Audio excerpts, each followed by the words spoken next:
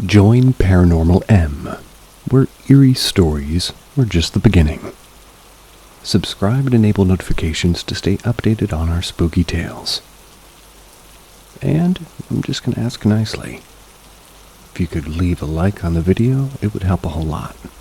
Get ready for a chilling adventure. I saw a ghost.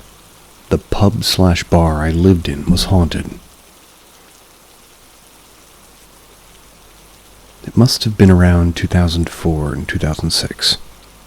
I was a young boy, roughly around 2 to 3 years old. My family lived in a pub, or a bar, I don't know. It was most definitely haunted. If you know how to change a beer barrel in a pub, you'll know that they can't be done by themselves.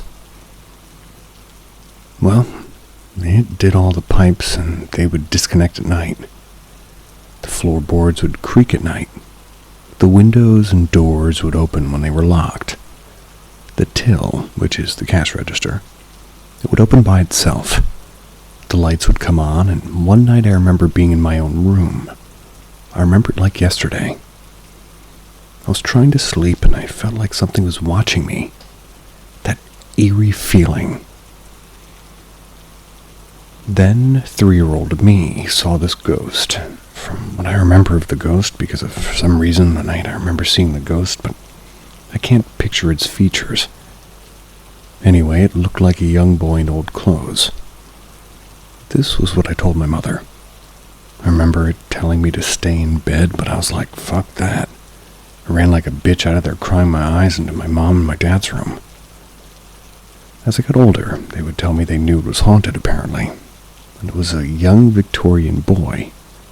They didn't really believe it until I said what I saw. My mom and dad are quite resilient. Not fussed by the paranormal, and things went on as normal. That was because where we lived, that's how we would generate income. I don't know how long after this, but the electrics tripped. It was like 04 or 06 maybe. We didn't even have fuses then. You didn't have fuses. A fire broke out during the night, and the firefighter said to my mother that I was about 2 minutes away from dying. So, take it as you will. My personal belief is that paranormal activity does exist. Me and my partner buy creepy dolls from charity and thrift shops all the time. They've moved, and during the night all we hear is chairs screeching across the floors downstairs. We don't even have chairs downstairs, only a sofa. That's my story. K-E-K. Ominous.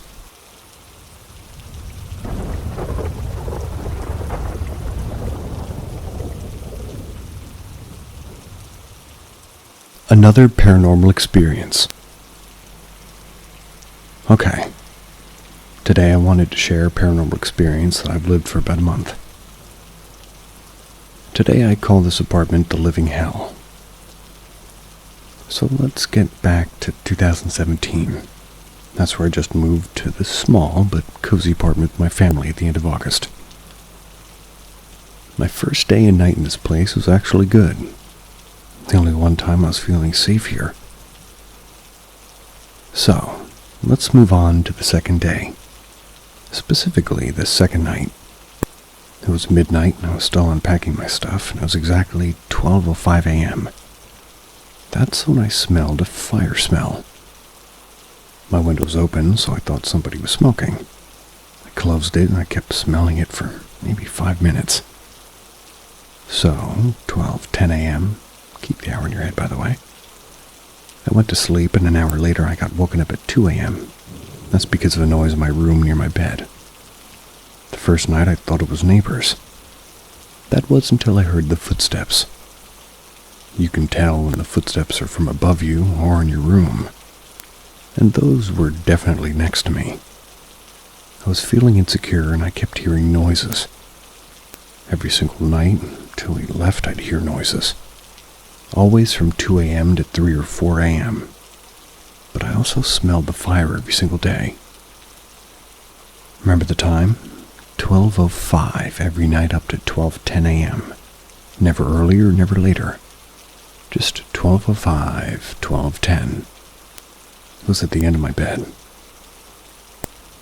I wasn't the only one in my apartment that was like living with something, you could say.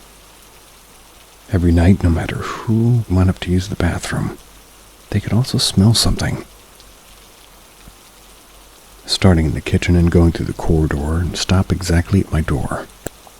My whole family could smell like this rotten meat.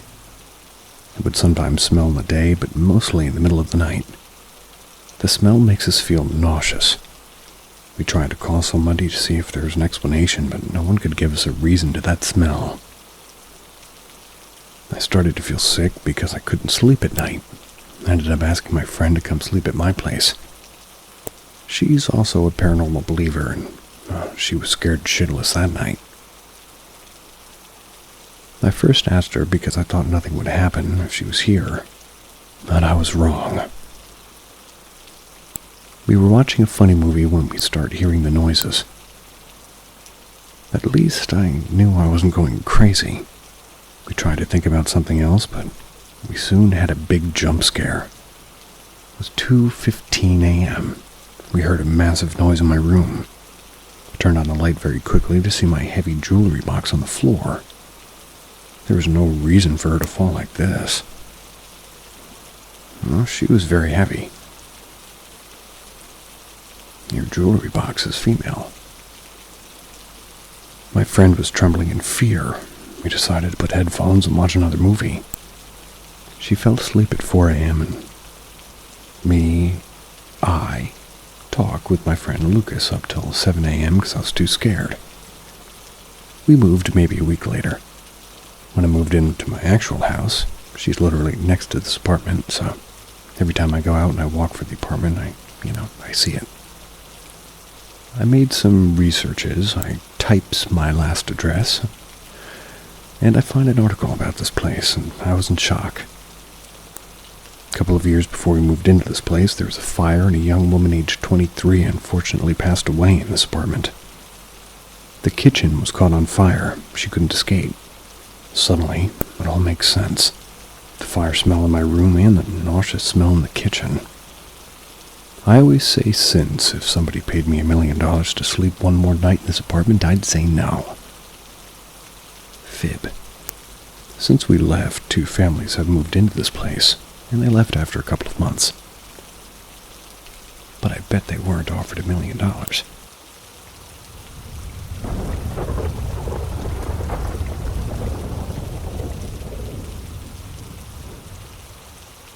The Hat Man. So, we go way back to when I was maybe 7 or 15 years old, spending the night at my grandma and grandpa's house. Many encounters at this house.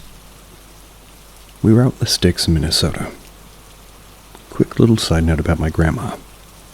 Everyone in the family always says that she's had quote-unquote stuff following her all of her life. But anyways, I wake up in the middle of the night, no clue what time. I remember looking out the window for some reason, seeing a tall figure out by the barn. They had a big street light that lit up the whole driveway and front area of the house, and this figure was just perfectly illuminated by the light. He was very tall, had a long trench coat. He had a top hat-looking hat, and it wasn't really possible to see his face. It also didn't seem like he had one, not feet. He was just standing over there not doing anything, and I remember a sense of calm rush over me. It was while I was looking at him. I turned my head for a split second because I thought I'd heard somebody out of the bed and looked back and he was gone. A year or so ago, I was visiting my grandpa in his new home. My grandpa died a year prior from cancer. Paranormal stories were brought up. My cousin, her boyfriend, and one of my friends were also there. I then mentioned the Hat Man at my grandma and grandpa's old house, that my cousin and grandpa both remembered seeing him very often at the old house. I was very baffled, honestly. Later on, I randomly decided to look him up and found out a lot of people that have seen the exact same thing I had, often while having issues at home, which was very common for me and my cousin.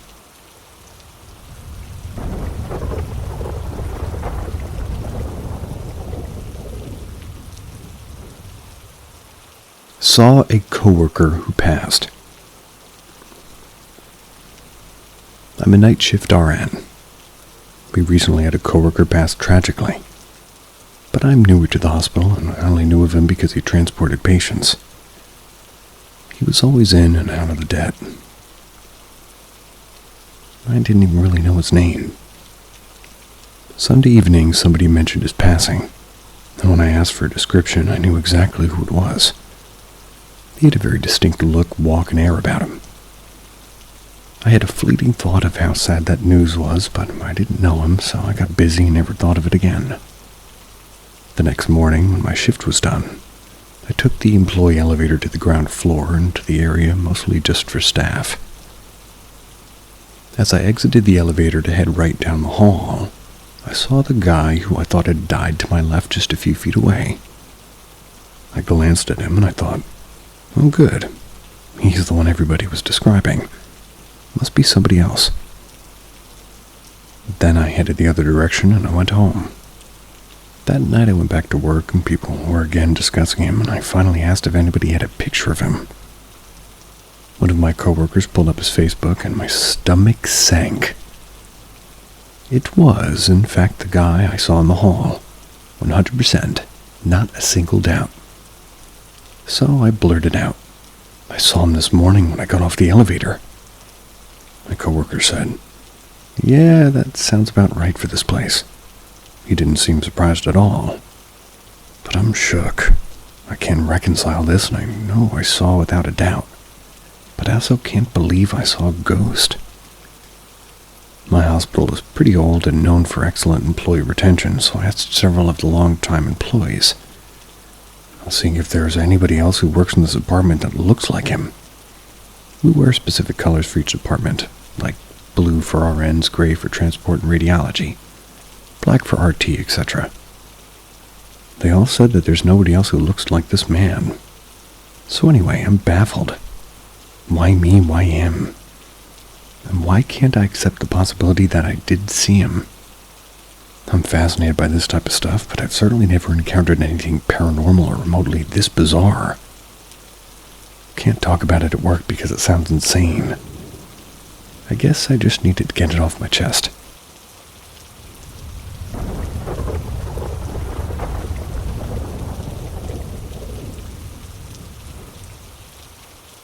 My partner thought he was going mad until I saw it too. Evil and dark. I've experienced shadow figures for a number of years. My partner is a skeptic. Well, was. Within the past 2 weeks, we've both had a number of terrifying experiences. So I'm gonna get back to the story as best that I can. The first time it appeared, it was to my partner and my dog. Paul had taken the dog over the field around 1 a.m. As he entered the field, he saw a figure to his right. He thought it was a local teen smoking. He didn't pay any attention, really. As he got along the tree line and bent down to get the dog's mess up, he heard trees rustling and looked up. The same figure was in the bushes. It was black and featureless. A prominent figure, but in black and grayish. It looked like it could charge through you. That was his description. He was terrified, and both he and the dog ran. The thing charged through the undergrowth, keeping level with Paul. Branches were breaking, and it sounded inhuman. The dog dragged Paul, and they ran until they got home. He is a skeptic, but he can't explain it. We went down in the day, and there's no clear path through the undergrowth. No broken trees or broken branches. A few days after I was on the same field with the dog, I heard rustling in the bushes, and I felt really oppressed and negative suddenly. It was weird. I looked toward the rustling, I saw the leaves moving, and I went to see if it was a mouse or something. There's nothing there. But above me in the trees was a shadow creature. I told it to go home, and maybe it was lost. I turned and walked away. We both walked the dog the following night and felt evil energy. We knew that we were being watched. We both knew exactly where we were being watched from, and both felt it at the same time. there's nothing visible there. The last incident happened at 4 a.m. this morning. I was walking down the road I live on. A black figure moving fast caught my attention. I thought it was a local addict. Definitely a person. I came level with the alleyway and the figure had entered. A black humanoid mass that radiated evil was staring at me from what should have been its face. But it had no features. It was directly under the lamppost which was working. It felt malevolent. The best description I've heard of it is it's a bull of a thing. The feeling it gives off is like way worse than seeing it. I'm not usually fazed by shadow people, but this thing is dark, and it has me worried. If anybody has any insight, I'd greatly appreciate it.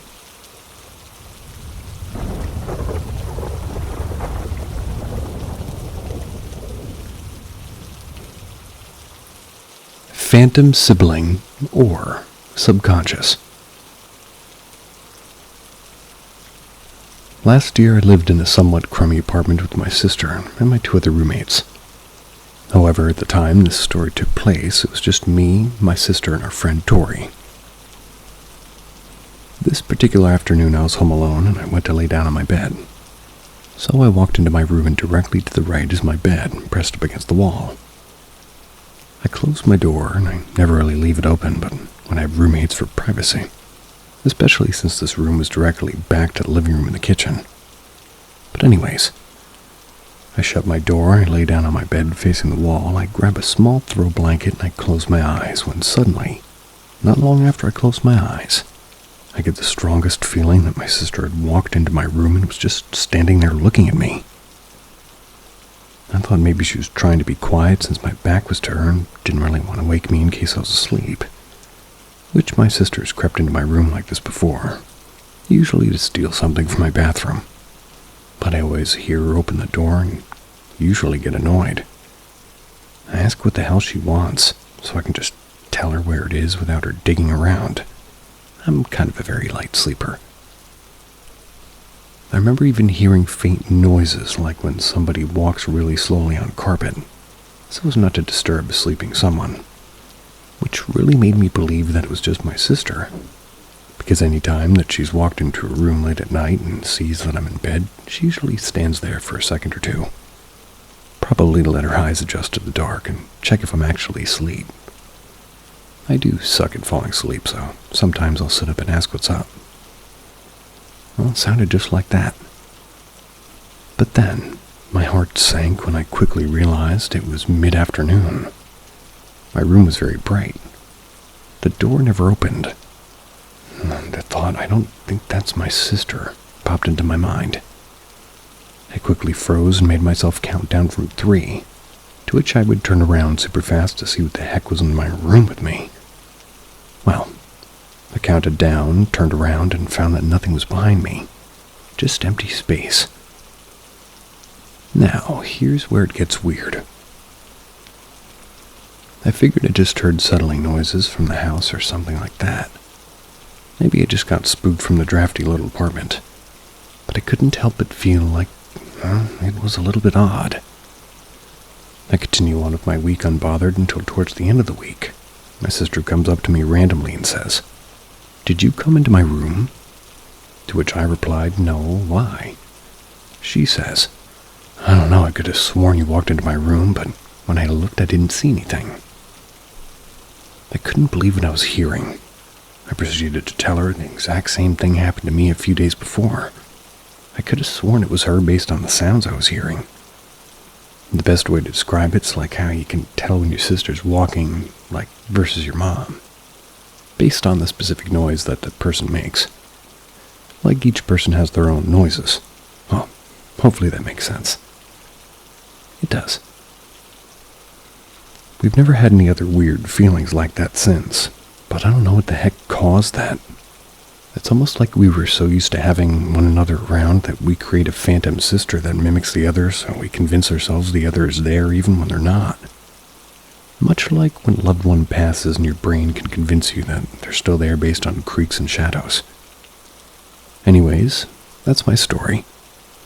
Has anybody else experienced something like this, or any other sort of explanation.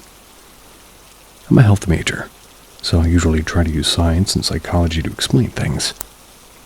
Although sometimes the mind is scarier than ghosts. So I kind of wish I would just see a little ghostly friend and realizing my brain's glitched out. I second that part about psychology. Well, the brain.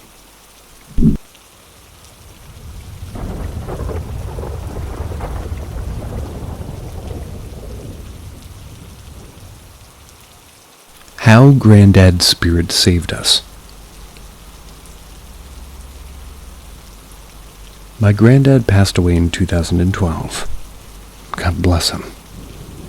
I was 8 years old at the time, and the year after, my family and I went abroad to the place where we camped for a month each summer.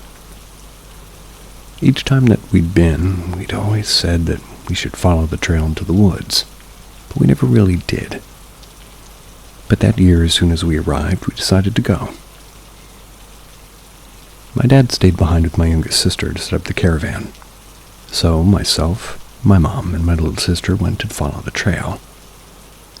We walked and walked and walked.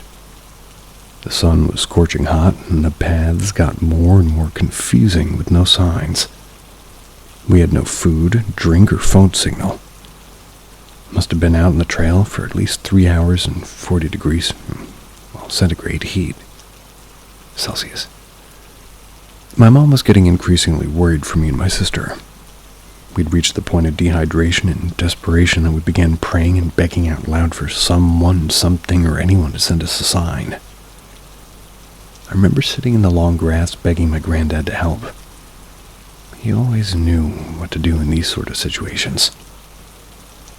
Once my little sister felt like she was able to keep walking, we tried again to find our way back. Suddenly my mom shouted out loud, "Water! We have water!" And right there in the middle of the path was a large bottle of sealed water. We drank the entire bottle in minutes and somehow were able to find our way back to the main forest by simply following our guts. My dad, youngest sister, and a few other campers that my dad had found just helped us where we were in the forest. We walked back to our camp, set up, and sat together, telling my dad about what had just happened. As my parents spoke, I saw the most beautiful sunset I've seen to this day. My heart knows to this day that my granddad was with us, giving us the strength to keep walking and mentally keep going.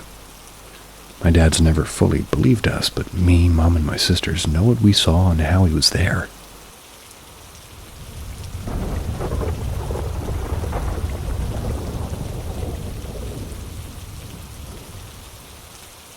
Ghost footsteps. When I was a child and later on a teenager, I had some strange experiences at my grandmother's house. By the way, I wasn't the only one. I'm not going to get into the history of the house or how I believe it came to have this strange energy. Suffice it to say, it was indeed haunted. The house was a 2-story wooden house, built in the 1920s by my great-grandfather. I had never met him. My grandma became a widow early on in her life, lived with her 2 sisters who never married.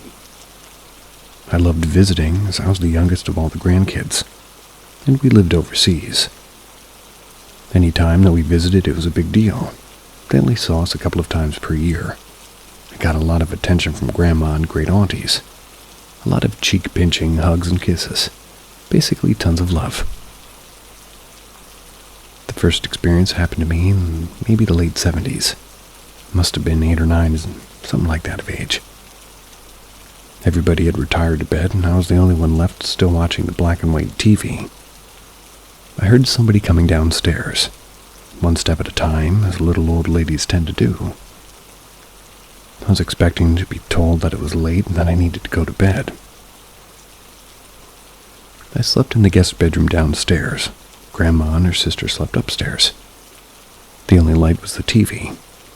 I'd turned off all the lights so as not to make it obvious that I was still up.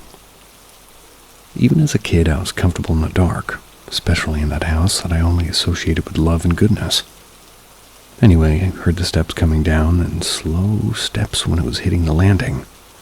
The steps continued, taking the next flight that came directly towards me.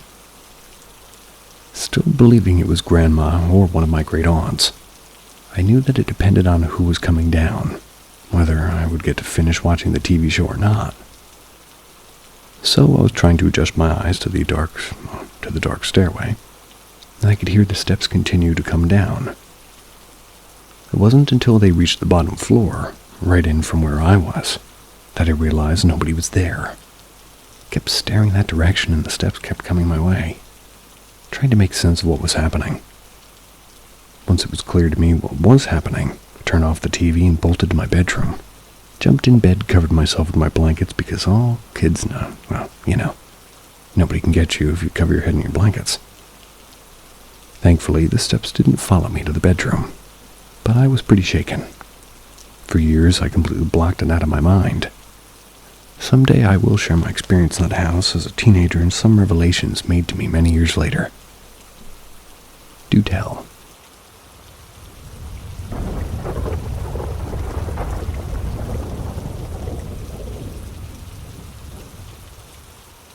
A week before my grandpa passed away from cancer, I dreamt of my great-grandma, and I begged her not to take him.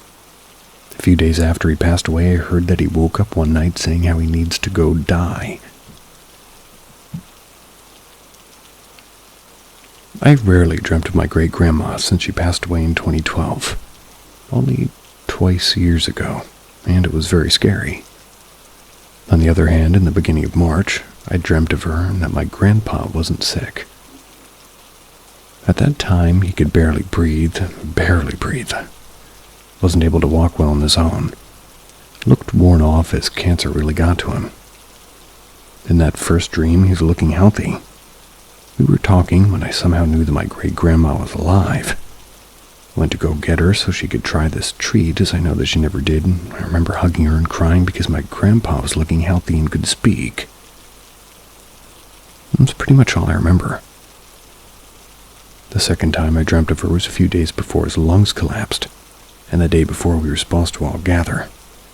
It was a holiday, so we were supposed to spend the day together.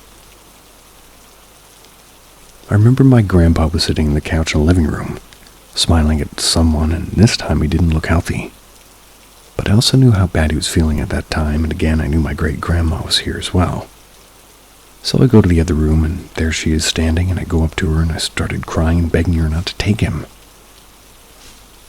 She just looked at me. She didn't say a single word. I don't know if it was that night or the next night that my grandpa woke up and sat in the bed looking from side to side and woke my grandma up to, telling her that he must go, and when she asked him where he said he had to go die. Then looked around for a little bit longer, laid down again, and said, "Not my time yet." Then the next night he told my aunt his mom visited him and told him to drink red and white and that'll cure his cancer. Unfortunately, he passed away a few days after his lungs collapsed. I know that afterlife does exist, and I know that she visited me. And if anybody's interested, you can go to my profile. Read my post about how my grandpa communicated with me through number 2. Whoa. I also have had my other great-grandma come say goodbye to me in my dream after a funeral as my sister and I were out of the country and didn't even know that she had passed away. Sorry about the laughing.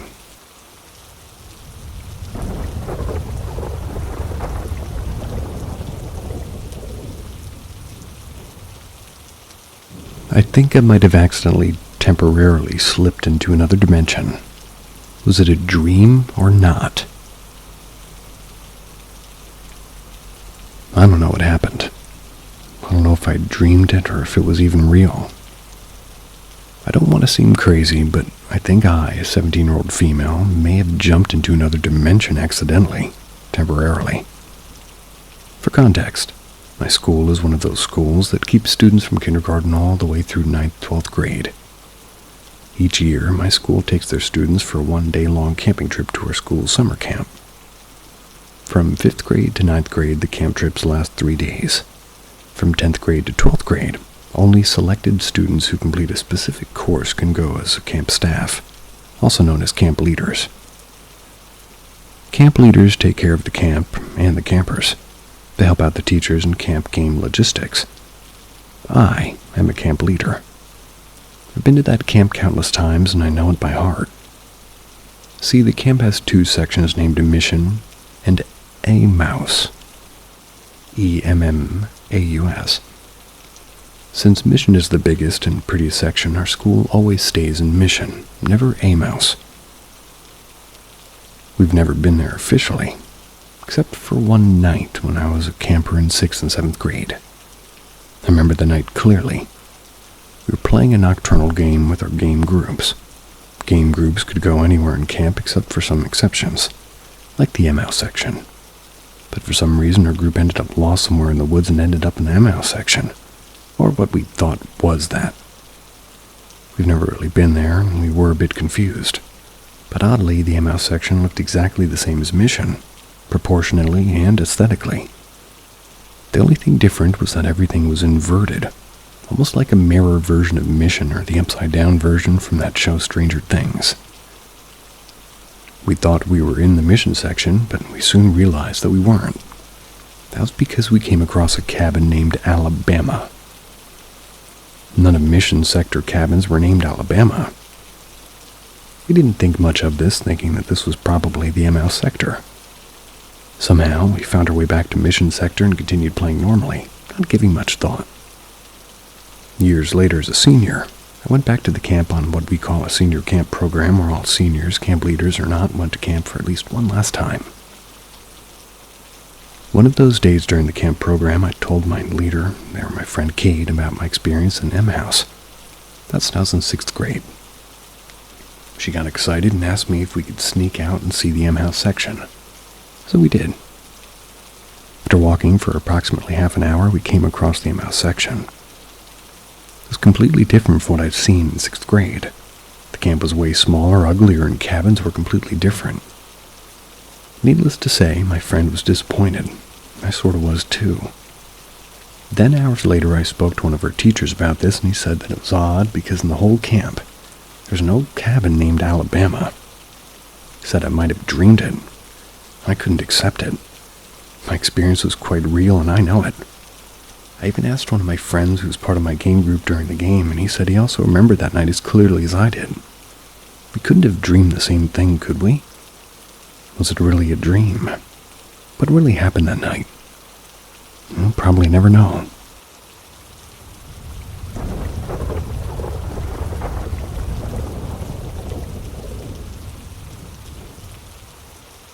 Had a run-in while stargazing. To give a complete rundown, I live in Ontario, Canada, close to Toronto. I heard on the news that tonight there'd be a chance to see Northern Lights again. This past May I went and saw them, and I wanted to take the opportunity to see them again. Last May I went with a couple of buddies, but no one was available this time. The plan was to drive 4 hours to Algonquin Park, hike in the middle of the forest, make a campfire, smoke some Marlboros, drive back after stargazing. I end up driving about 2 hours before there, and my friend sends me a text showing me there's no real forecast for the Northern Lights. I decided to go up anyway and stargaze. It's a hobby of mine. I drive up another hour, and at this point it's like 11 p.m. in the middle of nowhere. No signs of humans other than the road and the pitch black. I was on a call with my buddy since it was pretty boring driving up, and I started mentioning how beautiful the stars looked. My buddy then recommended that I pull over and take some pictures to send. I end up pulling over, turning off all the lights of my car while leaving it running. Then I'm standing beside the forest. For about 5 minutes everything was fine as I was admiring the stars gushing to him about, and right about that time the forest went completely quiet. There is literally no sound other than the wind and trees. I immediately felt like something was wrong. I go to grab my flashlight to see if there was a bear or something. Walked a little bit into the woods and turned on my flashlight. I end up hearing a rustling noise and turned around until I see this thing standing on its hind legs. It had a bright orange and red glow to its eyes. It was about 50 meters away. I started mentioning what I'm seeing to my buddy when all of a sudden my signal goes dead before I stare at it for a second. Then it starts sprinting at me. It's full speed. Immediately go into fight or flight, dash to my car, going in and redlining it until I'm doing 300 kilometers an hour. I'm usually a pretty casual guy, not spooked by much, but I was shaking and crying and sobbing and trying to run away as fast as I could. Before anybody says anything, it wasn't to bear anything similar. I started spam calling everybody and anyone. I'd get a hold of my best friend, I started crying and sobbing about what happened while freaking out. And at this point, he just wants to check in and see if I'm okay. I start describing to him what I saw, and I use the name of the subreddit. I don't want to say it even in the text. It was this supernatural-looking thing that had really spooked me. Right around here is where I feel all the muscles in my body start becoming sore and cramping up. Turned out, when I had initially dashed to my car, I basically output all the force I could to get away. I'm an ex-rugby player and powerlifter. Some instincts were forcibly making me get out as fast as possible. After about 30 seconds of saying the name, I see the same figure on the side of the road following me. It has its head and glowing eyes. I proceed to hyperventilate and freak out more until he calms me down and tells me to get the fuck out of there. I started looking for a way to make a U-turn, but I couldn't find anything. At this point, I drive another 15 minutes before I can find somewhere to turn without stopping. I start to slow down, and I do a U-turn before I hear this ear-splitting screaming sound from my window. I start freaking out more, telling my friends everything was happening before I started getting a sinking feeling in my stomach. Something was watching me. I start to look all over the empty roads, and I see nothing. But all of a sudden, my signal goes out again, and I hear the screaming sound. I see a kind of humanoid body in like a fetal position on the side of the road. I then see its head look up and stare at me directly. I gun it again, and I just can't get the goosebumps and sinking feeling to stop. I continue trying to contact everybody I can to no avail. I end up trying to calm myself down with my Kanye CD and hear something tapping my sunroof. I don't think that CD will help. I don't know how I knew, but I knew something wanted me to open the sunroof cover and look through. I prevailed. Never looked, but never lost that sinking feeling that it was there. I would hear the tapping sound on and off, kind of rhythmically, kind of like drums. Be for about an hour until I reached a small town. At this point, I've gotten a hold of my friend and puked in my car. I'm just trying to get back as fast as possible, and he's telling me to describe Elden Ring lore to him to calm me down. After about an hour of paranoia, I stop crying and freaking out. I drive as fast as possible to get home, but I can't shake the feeling that they're still on me. I've locked all my doors and windows, and I'm still shaking like crazy. I don't know what to do, and I'm freaking out.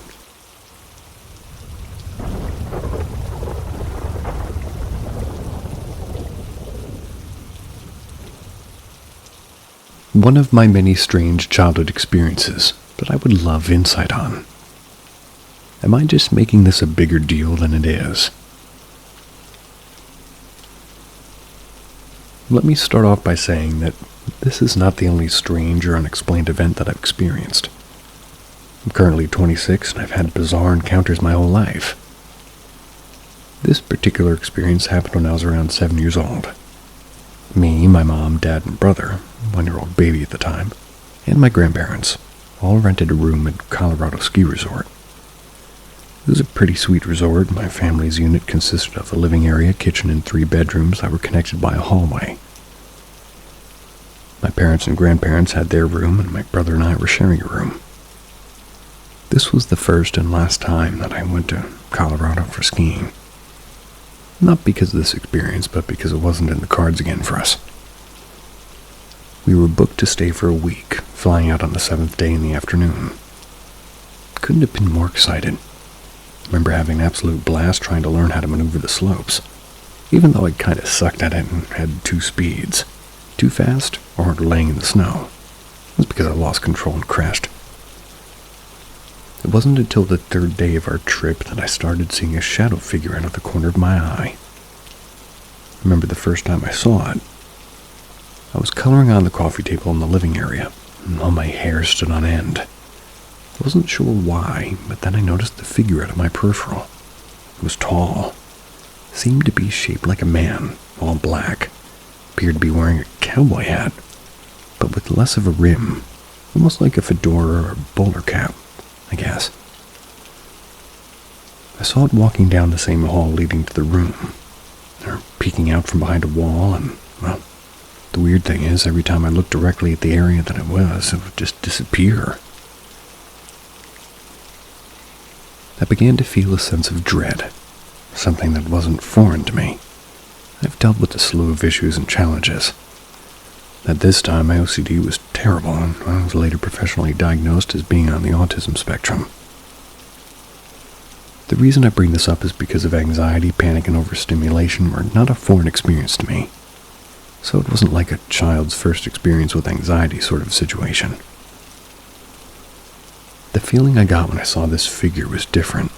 I remember I actually was so scared at one point I brought it up to my mom, who said that apparently, she too sees figures in her peripheral vision. That was much worse when she was a kid, but that all people experience this phenomenon. She said it was my imagination or in my mind. Maybe he was playing tricks on me and it wasn't real. I trusted her, but still had a horrible feeling in my gut. Fast forward to day 5 or 7 of her trip. I became violently ill. Vomiting, fever, fatigue. The whole shebang. I distinctly remember the throwing up and sweating from the fever being particularly bad. I rested the last full day, which was day 6, while my family members took turns monitoring me. I honestly don't remember any of it. From what they told me, I was either asleep, vomiting, or in a strange, semi-lucid state that they said was a result of the fever. Then came day 7. We were leaving in the afternoon, and I have memories of that day. One that stands out, me running to the bathroom and vomiting in the tub. I did my best, to get rest and to get ready for the flight home, but I truly felt like I was dying. I even said maybe we could stay until I felt better because the thought of flying was so aversive. But that wasn't an option. We flew home, and shockingly I never once threw up on the flight. Got back in the early morning hours, and I went to sleep and woke up in our home the next morning feeling significantly better. My family said that it was altitude sickness or a 48-hour bug. And if it was altitude sickness, why did it only hit me on the 5th day?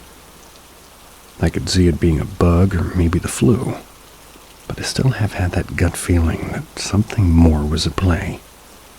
Nothing of it really made sense to me, even as a child, but I brushed it off and I moved on.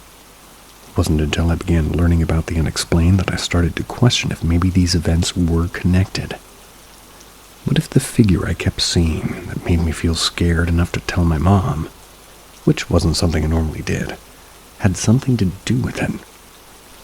I don't have the answers, but I figured maybe some people in this sub might have a unique insight or perspective that I haven't thought of before.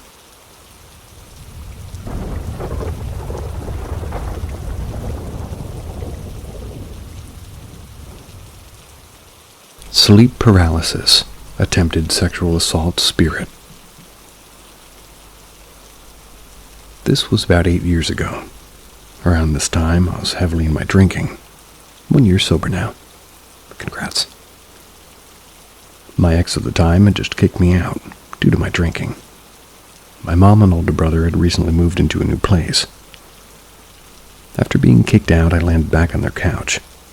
Having been kicked out and distraught as a result of my actions, my ex left me and I started drinking even more. Every day I was drinking and going to sleep drunk or at least buzzed. During this time, I was also having sleep paralysis every night without fail, 2 times in a row before I'd be able to fully fall asleep. It was routine, and I had accepted it.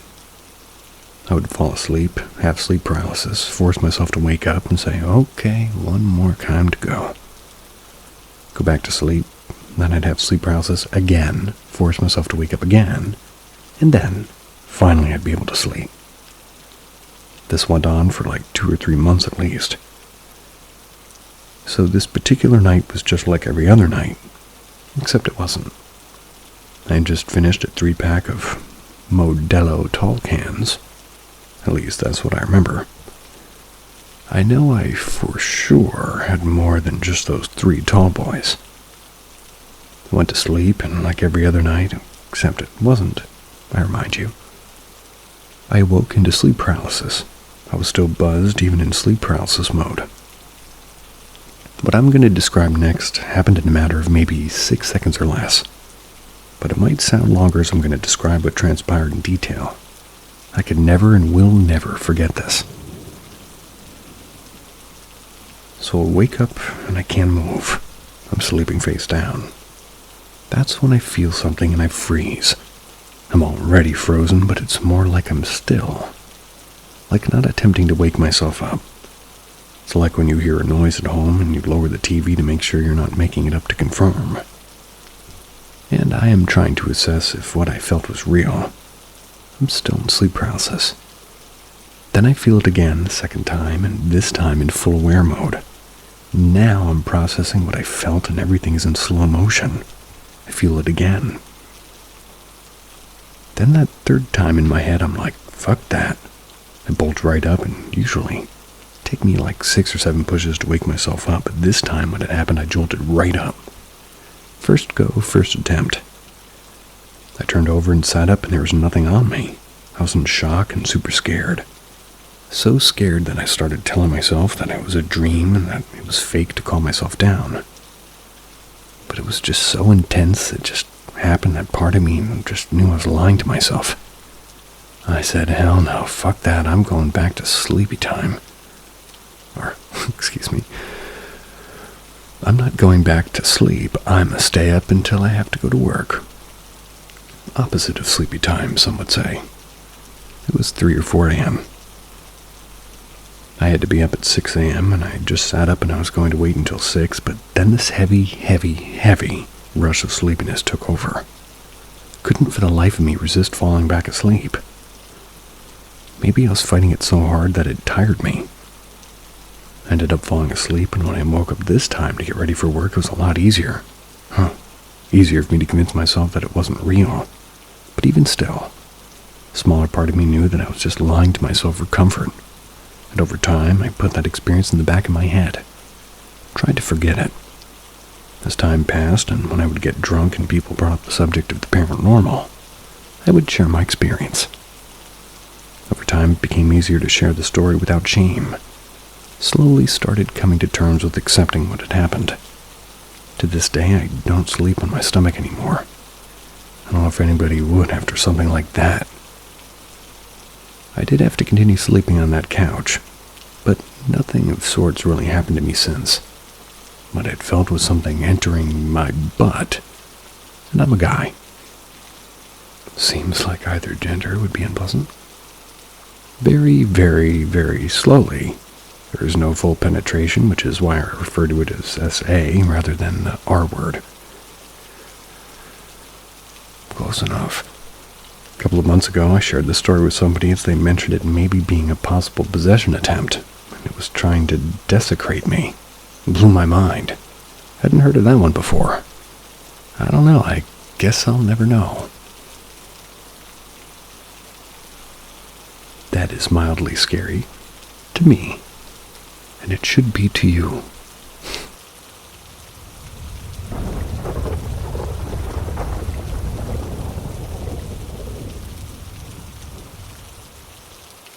Unexplained haunting, mass hallucinations, or otherwise, I disappeared. It began in high school as far as I understand it. Walking outside in senior year listening to my iPod in 2010. I was alone in the parking lot during lunch. That's when some sheet of darkness spreads through my body. My vision doesn't just go dark, it's like a curtain was drawn across my eyes gradually. With it, a coldness washed over and through me. As if something I couldn't see had stepped through me. I could feel and breathe and continue to walk, so I stopped confused. I couldn't hear anything for that moment. Well, my music had stopped. Then it passed, the curtain lifted, and warmth returned. I could hear the wind. My iPod had shut off. How? I was already somewhat of a believer of ghosts, but I was admittedly worried. Was that a real experience, and did I turn off my iPod? I had no idea. But I couldn't just ask someone. They'd think I was making something up, or else, well, nobody would explain it. But that wasn't the end of things, because I think I accidentally brought it home with me. Every night after, for the next year, I'd see something shimmer in the mirror, moving around in my hallway. I'd look directly at it and watch it move. In the otherwise steaming shower, I'd feel a sharp nail as cold as ice trail upward across my back as if it was teasing me. I'd stare at the wall and see solid black shadows swipe at my lights and turn them off. That's while I'm just sitting in the room. No footsteps, no creaking. Only the flip of a switch as if they simply lived there. My family, you must understand, sleeps with their doors closed. I stay up and noise travels very easily in our house. But I'd never hear its footsteps. Over time, whatever it was would, become. Gradually gained color and form, till I could see its entire shape in the dark. A tall white woman with arms that were stretched to drag across the ground, flowing white loose skin and long white hair, as if it was all just following gravity, but otherwise could have been amorphous. It only took a humanesque shape here for some reason, but it wasn't a person. It was as if it was pretending to look like one. One night, my closest friend at the time stayed for a few months after being evicted from their home. At the breakfast table, I started asking if they'd seen anything odd. They described it in perfect detail. That white wiggly thing, they called it. There's nothing we could do about it. What could we have done? But it didn't stop. It got worse. One night, not sleeping in my room, and, having fallen asleep with the closet light on, so maybe shielding myself from whatever it was, I awoke to a shadow on the wall. I was facing the opposite wall from my closet light, and it was long and standing up. I blinked, and I felt my arm, above me. I felt oddly weightless. It was my shadow. I was hanging from the ceiling. And please believe me, whatever it was pulling me into the ceiling by my arm. I yanked it back and fell and slammed into my bed and nearly hit my head in my lamp. I didn't understand how something that defies all logic and explanation was becoming more and more real with time. Where did it come from? Why does it want me? Did it only start perceiving me by bumping into me in that parking lot? But it stopped when I left for university. Or so I thought. A few years into my university education in another city, living out of my house, I was walking to a friend's apartment as the sun set. It was a rental in some light woodland just off the street in a park. There were trees and single-bedroom houses down there. I just left a few minutes after my roommate had gone. See, I had wanted to finish an essay before heading out, but changed my mind shortly after. But when I got to that wooded area, with so little light from the street with the sun setting, I saw in perfect detail that it was following me. It finally found me again. It was standing right there behind a tree. That white wiggly thing had taken the full shape of a woman. It screamed into my mind an inhuman static sound, like a half-connected audio jack, and I blacked out. When I came to, the night was dark and I was lying on the ground in the parking lot right in front of the apartments where my roommate had gone.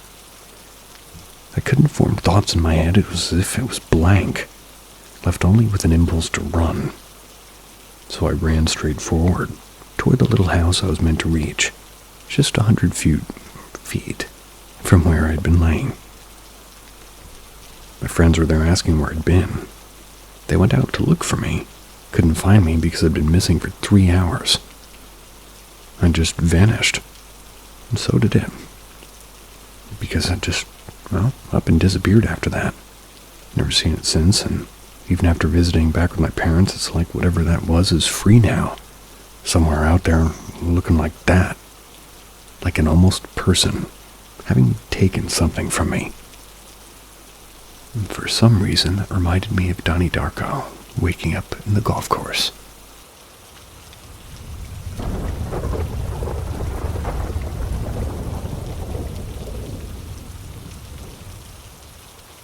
Update. I just woke up. It's 3:52 a.m. I just had a nightmare. A nightmare about a little boy. Thing is that I was in a room filled with people at work. That's how it first started. The elevator had 15 floors. There's a party going on, so I went. To my surprise, I was only going to the 3rd floor, but I ended up going all the way to the 15th. Since I'm highly afraid of heights, I tried to go back to the elevator, but it was still taking a long time. That's when I saw a woman trying to invite me over, and I said, no thank you. Long story short, that party slowly dies down and everything goes dark. And I eventually made it back to the elevator. There's a bellboy who I asked to take me down to the 3rd floor. He said, of course. He pressed the button, took me down, and I eventually got there. Then the dream changed. I was at home, but there were 2 kids there. A girl who looked about 12 or 13. She wore a pink pajama set, pink long shirt, pink pants. Then the little boy. The room was built way different than mine. It had a hammock built on the inside and 2 separate beds altogether. The little girl commented to me about this little boy. I asked what's wrong with him. She told me he keeps going to the basement to talk to this old man. So my guess is, okay, he's pretending. I told her, don't worry about it, he's probably just pretending. I'll keep an eye on him. The little girl said okay. At this point, I felt like the mother or something. And keep in mind that I don't have kids and never have been married. So anyway, this little boy is like an orange pajama set. So, when I woke up in that dream, I heard him like a very loud man yelling. I woke up and that little boy was dead-eyed staring at me from the doorway. He was no longer in bed and it startled me. He was smiling and his hair was short and he had brown hair. After staring me down, I gathered my thoughts. I followed him down to the basement. The sister looked terrified, so I told her to stay put. The sister sat up in bed and watched me go get this little boy and get it over with. So I follow him down into the basement, and soon everything changes again. I keep hearing this old man talk to this little boy.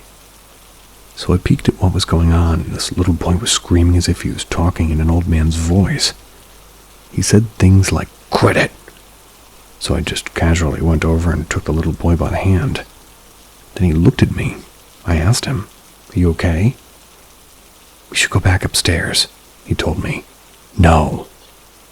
Like loud. Had me concerned. I have to pause here and just heard a plate in my kitchen.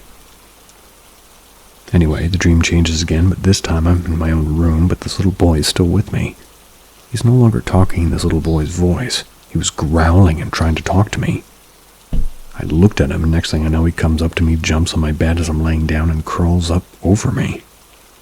This time he's laying down beside me next to the wall. I don't know exactly what he was saying because I asked him what was going on and what was happening. Eventually he just kept talking to his, in his hoarse voice. I don't know what to make of it, but I can't sleep. I decided to do an update and write about it. I don't know if it has anything to do with what I said earlier, or if it's something completely different.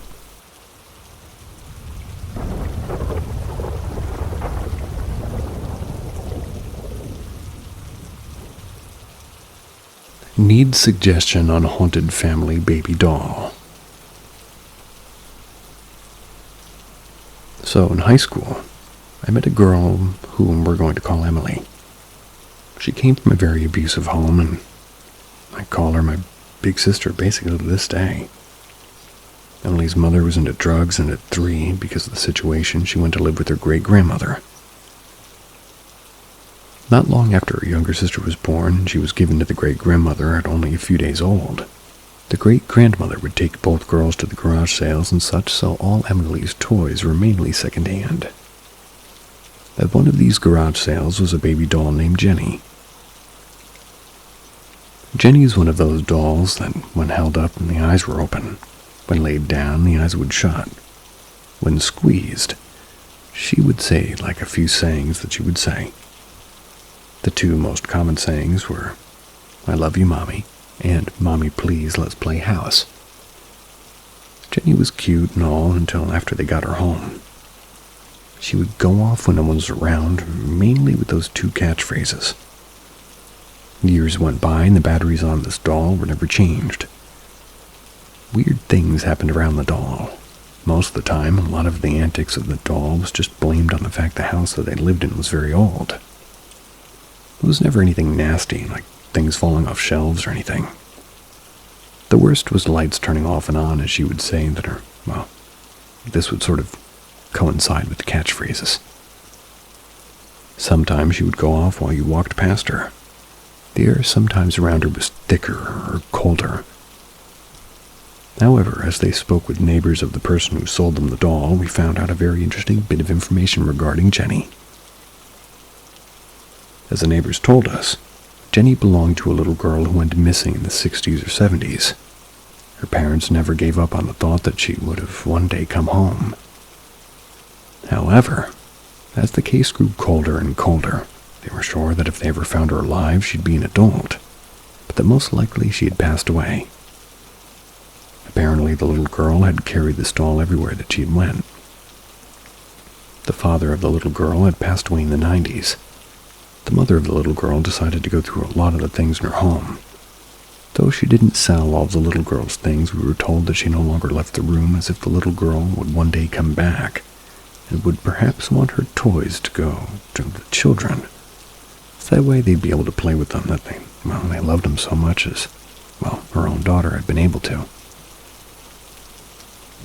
Emily's great-grandmother passed away when she was 16.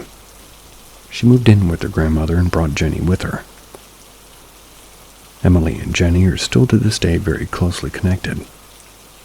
This was around the time that I met Emily, and Emily came to live with my family about a year after her great-grandmother's passing. That was because her home life with her grandmother was not very safe. Emily and her younger sister grew very close to her family. That's because of the abuse, and we adopted both the girls. So today, Emily and her younger sister, they're my older and younger siblings. When she moved in, this was about the time that I met Jenny. We'd been living in a apartment with its very own unique quirks at the time. We didn't really think anything horrible when it came to Jenny. We thought that Jenny was just a very quirky doll. I even played a trick on Emily at one point that Jenny obviously was in on. I had strung Jenny up in the closet by her neck and taped a cheese knife in one hand. Emily opened the door to the doll in the closet holding a cheese knife, saying almost on cue, "Mommy, please, let's play house." And we all laughed. Both Emily and I have had dreams with the little girl over the years. However, after hearing "Mommy, please, let's play house" about 1,000 times, enough was enough. I said out loud, "Sorry, Jenny, but I need a break from your saying." I then opened the Velcro on her back, exposing her voice box, and screwed it, and found out that she had no batteries.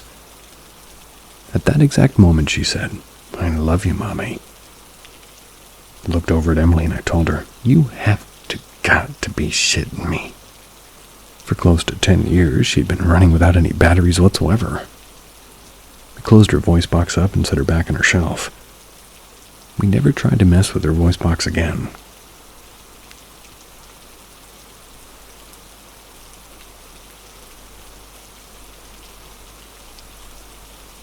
About 10 years ago, maybe longer, Jenny ended up in my home. I've tried to get Emily to take her back, but she doesn't know if she wants to. Her husband, Jeff, who's a fake name, didn't seem to be interested in taking the doll into their home.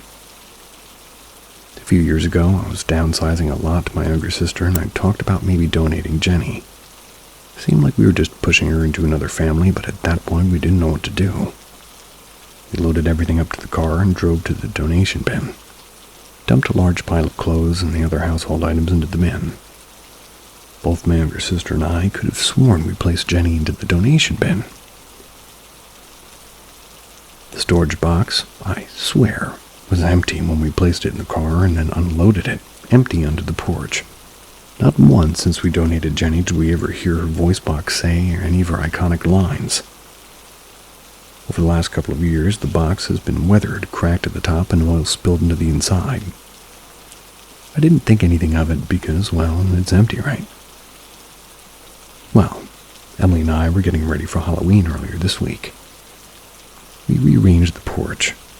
We'd been talking about Jenny only a few minutes prior with fond memories and saying how much we missed her, not knowing what was in the storage container. So I opened it only to find Jenny at the bottom of the container covered in a black layer of grease. We had thought that she was living her best life only to find out this whole time she was actually at the bottom of this container. We felt really bad. So Emily and I talked and we agreed that I would try to clean Jenny up as best as I could before getting her to move on. Her voice box was completely removed. Jenny was put into a Zote soap bath a few times. That sounds exotic. Then put in a bleach bath at the end. Less exotic. The wonders those two things alone did was very interesting. She seriously looks like new now. Once she was clean, I sat down with her and I burned some sage. Had a conversation with her that it was okay to move on. That we all loved her, but she needed to move on to something better. That she didn't need to stay. I did use salt and holy water on the doll and the voice box. After chatting with her for a little while, it seemed like the air was more clear, less stale. The doll always seemed full of life, and now it feels as if the light had gone out. I hung Jenny up to dry, and that was that. Her voice box went into the trash. Yesterday, I FaceTimed Emily, and upon seeing Jenny, she was amazing. She looked beautiful, almost at peace even. We chatted with her little sister, and now we have a new dilemma. We don't know if we have the heart to donate Jenny. We don't think Jenny wanted the doll to leave her family. From the videos of what we've seen people do to these dolls, we know that there's a chance that she might not be shown the respect that she might deserve. I know the spirit of the little girl is no longer in the doll, but at this point it almost goes on the level of desecrating a body in our eyes. Our younger sister has a new baby who could play with Jenny, but she's skeptical on allowing her daughter to play with Jenny when she gets older. Either Emily or I will keep Jenny, apparently. Emily was even considering we hold a funeral for Jenny, put her in a shoebox with flowers and bury her in the backyard. The thing is we do have neighbors who might think that we're burying an actual body. Yes, they are that nosy, and the energy it might take to clear up such a misunderstanding isn't worth it. Emily considered which one of us two had Emily considered whichever one of us two has kids first to keep Jenny. Though until apparently she would stay with me. At this point, I'm at a loss for what to do with Jenny. Anybody have any idea on what I can do? At this point, it looks like Jenny might permanently become my doll. We don't really want to disrespect her. We're happy for her, but at the same time, we're sad that her spirit's gone, if that makes sense. We know Jenny would love for another child to play with her in the future, but we're still unsure of what to do. Any suggestions on what we could do would be greatly appreciated. I will never be able to hear the name Jenny without thinking about Forrest Gump.